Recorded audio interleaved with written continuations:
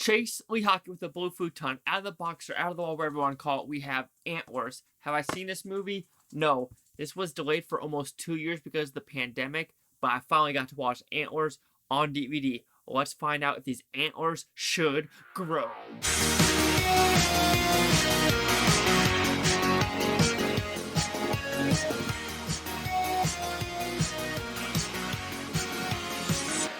So Antlers, what's it about? It's a very simple premise, actually. There's a evil antler-looking monster that's kind of a Native American lore, and it's in this, I want to say, Oregon town or West Virginia. No, it's not West Virginia. It's on the water. Oregon town, and if you get stabbed by it or bitten by it, you slowly just transform into this weird antler-looking deer monster thing. Will you survive? Let's find out.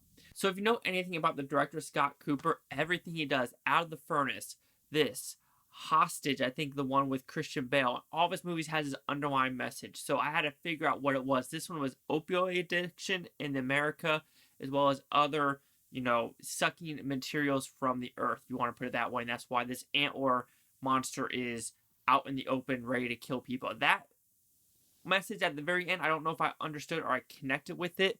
But with this movie, I enjoyed what I saw on screen, but I was expecting a little bit more. I don't know if I was expecting a little bit more, or it just felt like something was missing. It was a hour and 40-minute movie, and maybe if they added actually 15 minutes to this movie to explain the lore of where it actually came from, or just some of these characters, for example, Jesse Plemons, as well as Keri Russell. Is it Keri Russell? Make sure I'm saying this right. Yeah, Keri Russell's character. There's a backstory about the father, and Keri Russell is going through this trauma, and all of a sudden Jesse Plemons says something about the trauma, and it kind of stops. And I wish they expanded on that because that family dynamic was never connected or was just never complete. And I feel like with the conclusion of the story and what they're doing, that connection between this family was never completed, as well as selfishness of Keri Russell's character. Yeah, I know what she was going through, and I know she wants to save this kid, but you're doing so by dismantling your relationship with your brother and what's going to happen next. I don't really like those type of movies where it's like, yes, you want to save this person you really don't know, but you were just given some information about your past, and you're willing to throw that away for this kid. Yeah, I understand what this kid is going through is probably horrific, and Keri Russell sees what this monster is, and she still kind of like, going more towards the kid, more towards family. And that kind of gives me the EBGBs of, yeah, I know you want to save this kid, but look what's happening to his younger brother and dad as a whole.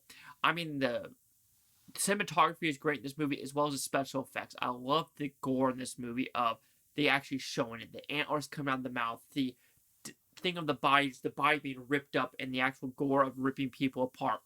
I did enjoy that, and it did go as far as I wanted to for that. And I was like, oh shit, we're going there. I enjoyed that because a lot of Scott Cooper's movies, he does stuff, but he doesn't really go in that gory aspect. But this one, he decided to do it, and I did enjoy that. It is produced by Guillermo del Toro, so expect that kind of like bonkersness to it of trying to be as realistic as possible.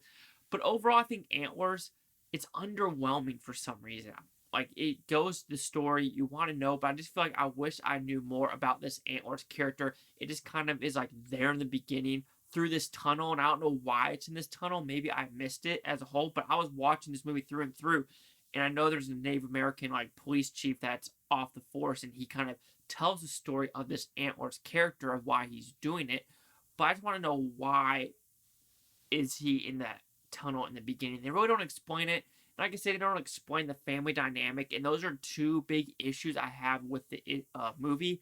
Is there's just too many open holes and gaping. I wouldn't call them plot holes, just because you don't really have to close those loops if you want to put it that way. But I just felt like he just left it to the viewers to think the relationship's getting better or this is happening. But to me, it doesn't really flesh out as well as I want it to. But overall, Antlers, it's a great looking movie. It's well acted. It's very dark. So if you know anything about Scott Cooper's movies, you know what you're getting yourself into of how dark and depressing.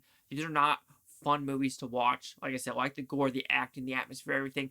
But I felt like the story was just too basic, if you want to put it that way. Like, they could have done way more lore into it, and I would have enjoyed that. Like Nanny, I know Nanny's not really a good movie. I think Nanny and this one are complete opposite. Nanny had great lore, but not a good story. Antlers could have some good lore and a great story, but it doesn't really go into that lore as much as I want it to. But Antlers will receive a 3 out of 5 with Futon. I think it's at 60%. So let's see the critics' review scores gave this one. So you have critics a 59% with 172 of them, and the audience score is 68% with over 500. Here's the critic consensus. It struggles to find a successful balance between its genre and algorithmical elements. I'm pretty sure I'm saying that wrong, but anyway. But Antlers is sharp enough to recommend as a richly atmospheric creature feature. Audience, Antlers, it can be heavy-handed and isn't very scary, but you get a slow-burning time story to work, and it hooks you in. Yeah, it completely hooks you in. There's no fault about that. It hooks you in, but just the ending and just some character choices and just the story, it just leaves you like, a little bit more meat on that bones, and I would really enjoy this one. But anyway, 59, 60, 68. Chase Jack with the Blue Futon. Like, comment, subscribe. Let me know what you think of Blue Futopia, your Blue Futonians. Thank you for watching. Have a great day. And I did enjoy how they actually showed the monster in this and how it goes to different characters. There is one thing, though. I don't know how Keri Russell, how she could do something, but a shit ton of other people before her couldn't even like do remotely what she's doing. So that was kind of an anticlimactic thing as well at the end. But anyway, what do I know? I wish I could make movies. I'm writing some at least. Did I give you my Chase Jack the Blue Futon? Yeah, I'm rambling now. Bye bye.